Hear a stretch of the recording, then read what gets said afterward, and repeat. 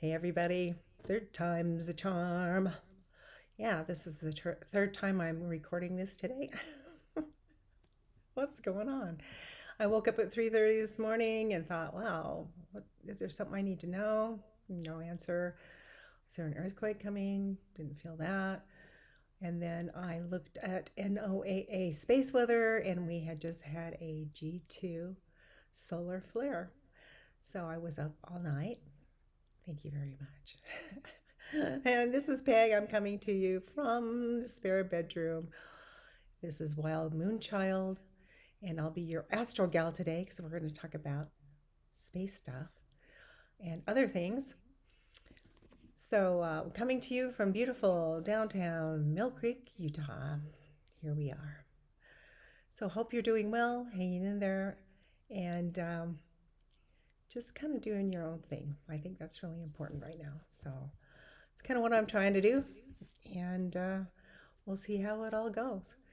Today, I want to talk about first off this card right here. This is called the Magician. Oh my gosh, I have this struggle with this.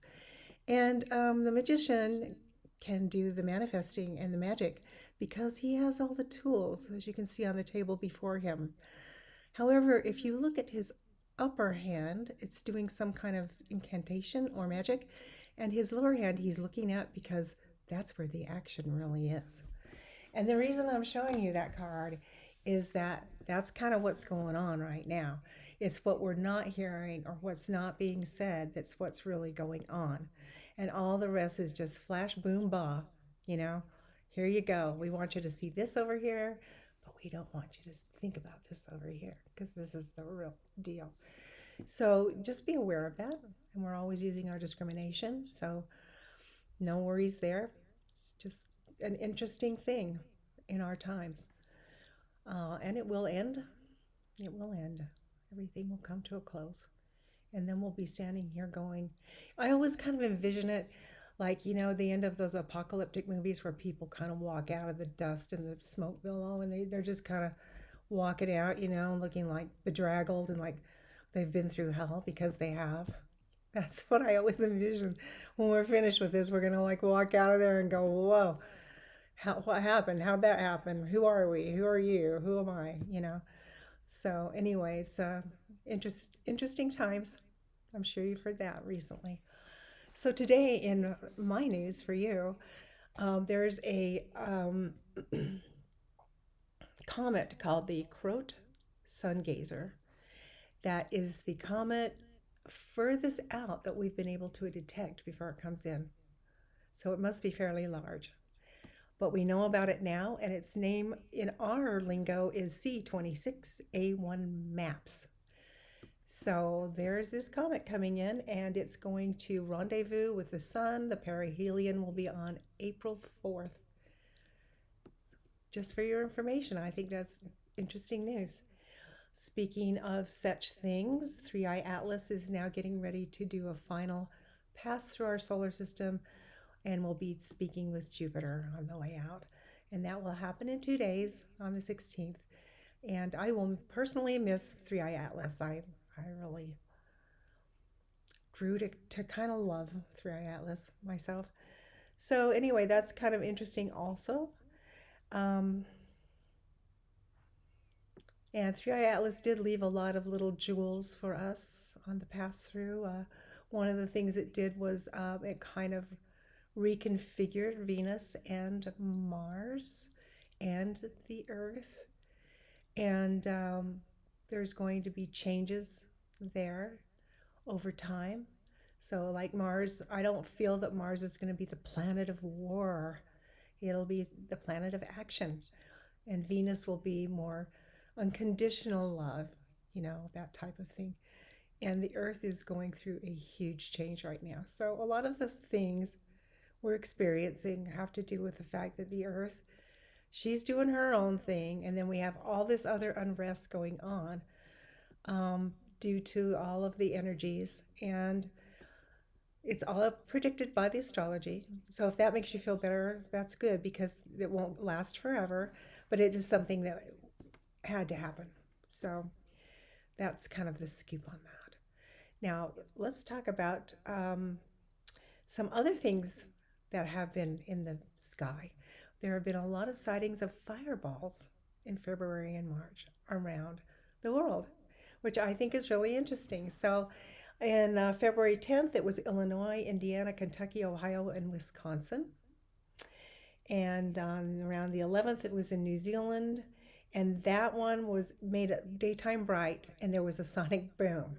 So it was pretty big. And then February 15th, Lake Michigan, February 3rd ish, 4th ish, New Zealand. And this one was a green fireball, which I find interesting, and I'll explain that in a minute. And then on March 8th, Belgium, France, Germany, Luxembourg, and the Netherlands experienced seeing these. And on March 2nd, Louisiana, Mississippi, Arkansas, and Texas. So interesting, isn't it? And the question is, especially with that emerald green one, because at one point, Three Eye Atlas had an emerald green. Um, it wasn't a tail. I can't remember what it was called, but it was glowing in that color. And so I'm curious to know if these are little remnants from Three Eye Atlas, because we are now in that part of space where Three Eye Atlas was, at its closest to our planet. So I'm gonna just pull some cards on that and see, because I think it's kind of it's fun, and it's not politics. Yay! All right, now I've already shuffled these, so I'm just gonna go ahead and do a quick one of those. Let's see, Three Eye Atlas. Are the things we're seeing from Three Eye Atlas?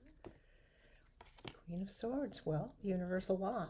Probably. I mean, that makes sense because we're in that part of space at this time.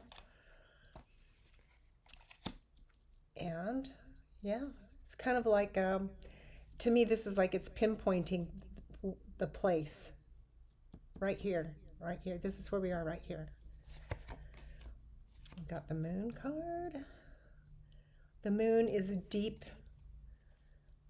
information that kind of gets dredged up, so that would also make sense because it's coming from a long way away, and it's just now starting to come to fruition. And speaking of coming to fruition, this is the card for things coming to fruition in time. So this, I'm kind of starting to think that that's exactly what we're dealing with here. We're going to have the base of the reading is going to be the Wheel of Fortune. So change. It's bringing some kind of change, an energetic change. It could be some kind of plasma, some kind of, it's, bringing something to the earth. And it's something good. And this is a yes card for us. And here it is. Here's all these little fireballs raining down. Right? And it's a gift. It's a gift from the past, the recent past, from Three Eye Atlas. And here's your Knight of Pentacles. This is the knight that just brings forward that information. And again, it's starry pentacles, starry pentacles. So I'm going to say, yeah, that's what's going on. This is remnants of Three Eye Atlas, and it's gifts. They're gifts for us to help us move through these times and to bring better things into being. So that was kind of fun. I hope you enjoyed it. Yeah, Three Eye Atlas. It's quite a deal there, and I enjoyed all of the goings on with that, and kind of did a meditation with Three Eye Atlas, and a very benevolent, great sense of humor, amazingly. And at the time that I did that, we had all the colors that you would see in the aurora around Three Eye Atlas. So it was very beautiful. And I just really feel like all these changes and incoming things are portend a better world, a change and a better world for us. And comets are always about change. And it doesn't have to be bad change. We get to choose what the change is. It's up to us. Everything's up to us.